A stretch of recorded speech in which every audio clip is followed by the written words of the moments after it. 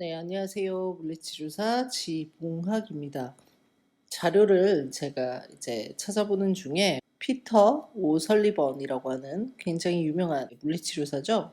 특히 백페인의 정신심리학적인 문제와 백페인을 가진 환자들을 어떻게 교육을 해야 되는 것인지에 대해서 아주 많은 물리치료사들에게 많은 영감을 준 그런 굉장히 유명한 물리치료사인데, 이 오설리번을 중심으로 이제 새로운 논문을 하나 소개가 된 걸 찾아서 이걸 제가 읽어봤는데 너무 내용들이 좋은 거예요. 그리고 제가 지금 진행하고 있는 통증 과학에 대한 온라인 강의와도 연관성이 좀 있는 것 같아서 이걸 제 온라인 강의를 들으신 분들께 소개도 시켜드리고, 꼭 온라인 강의를 듣지 않으신 분들에게도 로우백 페인과 관련되어 있는 지식들을 알게 되면 굉장히 좋을 것 같아서 제가 이걸 한번 만들어 봤습니다. 논문의 제목은 Back to Basics, 즉 의역을 좀 해보면 기본으로 돌아가기.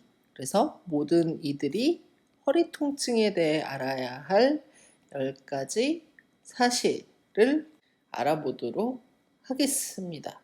자, 이 논문과 같은 경우는 허리 통증에 대한 잘못된 믿음들이 어떤 문제들을 일으키기 때문에 이 잘못된 믿음들을 어떻게 바로 잡아야 되는지를 설명을 해주고 있어요. 그래서 제가 환자를 보면서도 사실 많은 분들과 같은 경우도 허리 통증에 대해서 각자 개인이 생각하는 다양한 내용들을 제가 이제 많이 듣게 되는데, 이 중에는 제가 알고 있는 내용들도 있었고, 그 다음에 이건 잘못됐다라고 생각되는 내용들도 있었습니다. 근데 이 저널에서는 이제 최신, 특히 여러 가지 반복적인 로우백 페인에 대한 임상 지침서에서 나오는 내용들을 거의 정리를 해서 최신의 근거를 통해서 어떠한 내용들을 우리가 알아야 하는지에 대한 내용들을 좀 소개를 시켜주고 있거든요.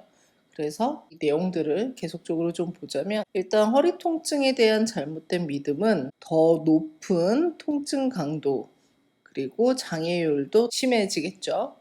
그리고 직장 결근율도 더 높아지게 되고요. 약물 사용 및 의료기관 방문율 또한 이 허리 통증에 대한 잘못된 믿음으로 더 많은 약물 사용과 의료기관 방문 횟수 등을 나타낸다라고 말하고 있어요. 그리고 또한 허리 통증에 대한 잘못된 믿음은 허리 통증을 호소하는 또는 호소하지 않는 사람들에게 흔하다고 하고요. 이는 미디어, 산업그룹, 산업그룹이라고 하면 결국에는 의료와 관련된 여러 가지 산업이겠죠. 그리고 선의적인 임상가에 의해서 강화된다고 합니다. 우리가 환자를 보게 되면, 특히 이제 로우백 페인을 가진 환자분들을 보게 되면 대부분은 이 환자분들이 얘기를 하는 게, 자기의 목이나 허리에 디스크 질환이 있다고 대부분은 얘기를 해요. 그렇죠? 그러면 이 일반인들이 볼 수 있는, 그리고 접할 수 있는 다양한 소스들 중에 대부분은 라디오나 TV 아침 방송 같은 이런 미디어의 영향이 가장 클 것입니다. 그렇죠? 그리고 이 미디어에 나와서 얘기하는 분들과 같은 경우는 대부분은 의사 선생님들이죠. 의사 선생님들과 같은 경우는 사실 제가 물리치료사라서 그렇게 느끼는 걸 수도 있지만, 대부분의 이 통증의 원인을 구조적 문제로 보게 돼요. 그쵸? 그래서 이 TV에 나와서 여러 가지 다양한 질환에 대한, 그리고 이 질환을 어떻게 해결해야 하는지, 그리고 또 원인은 무엇인지 나와서 얘기를 해주는 전문가의 의견이라고 할지라도, 그리고 이 전문가의 의견이 정말 말 그대로 일반인들을 위해서 도움이 될 수 있도록 하는 이런 선의적인 역할이라고 하더라도, 다양한 지식들이나 개념들 자체가 우리가 생각하는, 일반인들이 생각하기에 로우백 페인에 대한 잘못된 믿음일 수도 있다라는 거죠. 그래서 이러한 허리 통증에 대한 잘못된 믿음은 허리 통증을 호소하는, 그리고 호소하지 않는 사람들에게도 굉장히 흔하고요. 이러한 잘못된 믿음들과 같은 경우는 미디어, 의료산업, 그리고 선의적인 임상가에 의해서 강화될 수 있습니다. 자, 그러면 허리 통증에 대한 잘못된 10가지 믿음은 어떤 것들이 있는지 좀 하나 둘씩 보도록 하겠습니다. 허리 통증은 일반적으로 심각한 의학적 문제가 있는 상태이다 라고 대부분 이제 생각을 하는 것 같고요. 허리 통증은 계속적으로 존재할 수 있으며 나이가 들어감에 따라서 더 악화될 수 있다라고 생각을 하는 것 같아요. 만성적인 허리 통증은 언제나 조직 손상과 관련이 있다라고 또한 생각을 하고요. 이 만성적인 허리 통증과 같은 경우는 이제 환자들, 특히 주로 40, 50대 중장년층, 그리고 허리 통증을 기본적으로 한 몇 년 정도는 호소하고 계신 분들과 같은 경우는 대부분 이제 허리 통증 기간이 굉장히 오래되어 있기 때문에 영상의학 검사를 굉장히 많이 찍어보고 오게 되죠. 그쵸? 그래서 그러한 정보들로 인해서 제 허리에 디스크가 있어요. 퇴행성 변화, 협착증 이런 것들이 있어요 라고 항상 이제 인터뷰 때 그렇게 말씀을 곧잘 하시죠. 그래서 결국엔 환자분들과 같은 경우는 언제나 이러한 영상의학 검사들, 그리고 통증 기간이 굉장히 오래되어 있기 때문에 디스크나 아니면 관절 자체의 퇴행성 변화와 같은 조직 손상을 언제나 같이 가지고 있다고 생각을 하는 경향이 많습니다. 그렇죠? 통증의 원인은 굉장히 다양할 수 있는데요. 자, 네 번째 잘못된 믿음을 좀 보자면 허리 통증의 원인을 발견하기 위해서 영상의학 검사가 언제나 필요하다라고 생각을 하고 있는 것 같습니다. 자, 우리가 임상 지침서를 좀 보게 되면 MRI와 같은 이제 영상의학 검사와 같은 경우는 확실한 신경 손상과 같은 이제 징후가 나타날 때 라디에이팅 페인과 같은 이러한 이제 신경에 문제가 있는, 신경 손상이 의심되는 상황 같은 경우에는 영상의학 검사가 필요하다고 그랬는데 대부분 이런 가이드라인은 지켜지지가 않고 있죠. 그렇죠? 특히 지금은 어떨지 모르겠지만 제가 이제 미국에 이민 오게 된 지 한 5년 정도 지났는데 5년 전에 한국과 같은 경우에는 제가 생각하기에는 의료 체계 문제인 것 같아요. 일단 의료 보험에서 의료인들에게 주게 되는 수가 자체가 굉장히 낮기 때문에 일반적으로는 환자가 오게 되면 의사의 진료를 보기 전에 엑스레이는 기본적으로 찍게 됩니다. 그렇죠? 그리고 이제 준종합병원과 같은 경우는 자체적으로 MRI를 이렇게 가지고 있는 경우가 있는데 이 MRI와 같은 경우는 운영을 하는데 비용이 굉장히 많이 듭니다. 일단 장비 자체가 비싸고요. 이걸 관리할 인건비, 그리고 이 장비들을 운영하기 위한 임대료, 어찌됐든 영상 장비를 운영하기 위한 공간이 또 필요하잖아요. 그래서 이 MRI 장비를 운영하기 위한 다양한 비용이 들게 되는데 이 비용을 해결하기 위해서는 어쨌든 사실 많이 찍을 수밖에 없어요. 그쵸? 그래서 한국과 같은 경우에는 특히나 이 영상의학 검사들이 어쩔 수 없이 좀 루틴으로 접하게 될 수가 있는 게 문제인 것 같습니다. 사실 미국과 같은 경우에는 최소한의 안정장치가 좀 되어 있기는 하거든요. 뭐 예를 들어서 이제 환자가 허리가 아프다고 가정을 해볼게요. 그러면 보험회사에서 만약에 MRI를 승인을 해주는 경우와 같은 경우는 일단 허리가 아프든 뭐 목이 아프든 물리치료를 먼저 받게 합니다. 네. 물리치료를 먼저 받게 해요. 그래서 이 물리치료 기록이 어느 정도 좀 쌓이게 된 뒤에도 증상의 변화가 전혀 없게 되면 그때는 MRI를 찍을 수가 있어요. 그때서야 이제 보험회사가 승인을 해주게 되는 거죠. 이러한 과정을 통해서 환자들은 불편하겠죠. 하겠지만 어떻게 보면 굉장히 쉽게 접할 수 있는 영상학 검사로 인해서 환자들이 불필요한 정보들을 습득을 하게 되고 그걸로 인해서 부정적인 생각을 갖게 되는 과정을 좀 어느 정도 예방을 할 수 있지 않을까 합니다. 사실 개인적인 생각으로는 보험회사가 의료비 지출을 최소한으로 하기 위한 보험회사의 정책이라고 생각을 하지만 뭐 다양한 장단점이 있다고 생각을 하겠지만 장점과 같은 경우에는 이런 루틴으로 인한 영상의학 검사로 인해서 환자들이 자신의 몸 상태에 대해서 불안해하고 부정적으로 생각을 하는 그러한 과정 자체를 막아줄 수 있다고 저는 생각을 해요. 그게 장점이라고 생각을 하고요. 자, 계속해서 잘못된 믿음을 보도록 하겠습니다. 5번째 잘못된 믿음은요.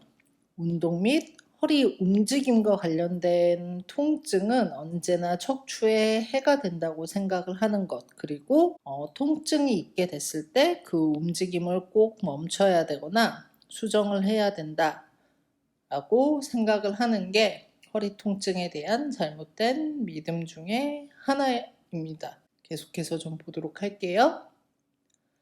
계속해서 허리 통증에 대한 잘못된 믿음들을 보자면 허리 통증은 앉기, 서기, 들기 시에 잘못된 자세로 인해서 나타난다고 생각을 하는 것 같아요. 이 6번째 자세와 관련되어 있는 내용은 저도 굉장히 흥미로웠어요. 일단 저 같은 경우도 자세는 중요하다고 생각을 하거든요. 근데 이제 제가 최근에 강의를 하나 들었습니다. 에비던스 베이스드 피지컬 세라피 EBP와 관련되어 있는 내용을 좀 듣게 됐는데 최근의 연구들과 같은 경우는 자세는 통증과는 관련이 없다는 논문들이 계속적으로 나오는 것 같아요. 그리고 저 같은 경우도 사실 이제 제가 스터디를 하게 되면 항상 자세에 대해서 얘기를 하는 게 있는데 자세가 통증을 유발하는 건 아니라고 저도 생각을 합니다. 하지만 통증이 있는 환자 같은 경우는 꼭 자세를 평가를 해야 한다고 저는 생각을 해요. 네, 그래서 항상 제가 진행하는 스터디에도 꼭 이렇게 언급을 하고 있거든요. 근데 사실 자세는 저도 중요하다고 생각을 합니다. 왜 그러냐면 인체가 움직임을 요구하게 됐을 때 최적의 움직임을 나타낼 수가 있는 게 랭스 텐션 릴레이션십이잖아요. 랭스 텐션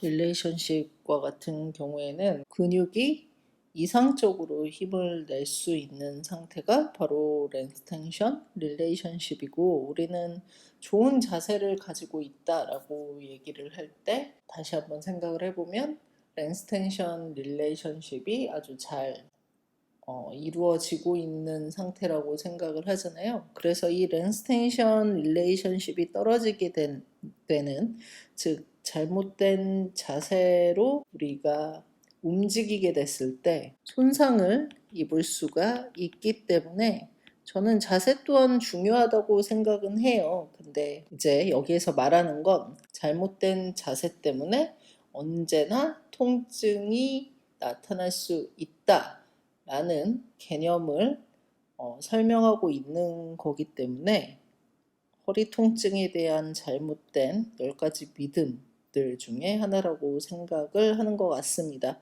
그래서 이와 관련되어 있는 내용들은 제가 다시 한번 정리를 해 보도록 하겠습니다. 허리 통증에 대한 잘못된 10가지 믿음. 7번째로 보시면 허리 통증은 약한 코어 근육으로 인해 발생을 하게 되고 강한 코어 근육을 갖는 것은 요통을 예방할 수 있다라는 것을 이제 잘못된 도움이 되지 않는 10가지 믿음 중에 하나라고 생각을 했는데 이 6번과 7번과 같은 경우는 이제 나중에 하게 될 허리 통증에 대한 사실을 얘기를 하게 될 때 제가 다시 한번 제 생각을 한번 말씀을 드리도록 할게요. 8번째로 보시면 반복적으로 척추에 부하를 주게 되면 디스크 마모와 찢어짐 그리고 조직 손상과 같은 결과가 나타난다 라고 생각들을 많이 하시는 것 같아요. 계속해서 좀 보시면 갑작스럽게 나타나는 허리 통증은 조직 손상 징후이며 휴식이 필요하다. 마지막으로 볼게 강한 진통제, 주사, 수술과 같은 치료 기법들은 허리 통증 치료를 위한 효과가 있다고 대부분 이제 생각을 하시는 것 같고 때로는 이러한 치료들이 필수적이라고 생각을 하시는 것 같습니다. 저 또한 이제 환자를 볼 때 만성적인 요통을 허리 통증을 가지고 있으신 분들과 같은 경우는 다른 병원에서 진통제나 주사 치료와 같은 이제 치료를 많이 받고 오시는 환자분들이 많죠. 그리고 저 같은 경우도 사실 언제나 항상 환자들을 빠르게 치료를 하는 건 아니기 때문에 치료가 계속 진행되면 진행될수록 환자분들이 자신의 이제 통증에 대한 불안감이나 아니면 걱정이 늘어나면서 지인에게 들었는데 주사를 맞으면 효과가 있다더라. 그래서 내 몸 상태가 주사를 꼭 맞아야만 하는 그런 상태가 아닌가라고 물어보시는 분들도 계세요. 다양한 이런 원인들 때문에 이제 허리 통증에 대한 잘못된 도움이 되지 않는 믿음들이 생겨나는 것 같습니다. 계속해서 볼 건 잘못된 믿음에 대한 행동 반응을 좀 보도록 하겠습니다. 허리 통증에 대한 잘못된 믿음은 다음과 같은 행동 반응을 유발할 수 있다고 합니다. 그래서 보자면 회피 반응과 같은 도움이 되지 않는 행동 반응이 있다고 해요.